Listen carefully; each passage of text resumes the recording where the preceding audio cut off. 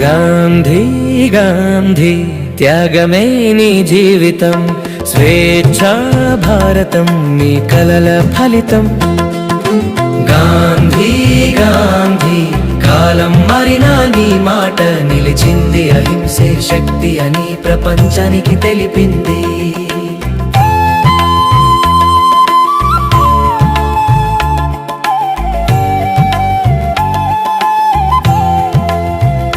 చిన్న అడుగులలో మహాస్థూపం, ఉప్పు చేతిలో ధైర్యమై సముద్రం దాకా నడిచావు, సామ్రాజ్యాన్ని కదిలించావు, నిశ్శబ్దంలో గర్జించావు, రక్తం చిందించకుండానే స్వేచ్ఛకు బాట వేశావు.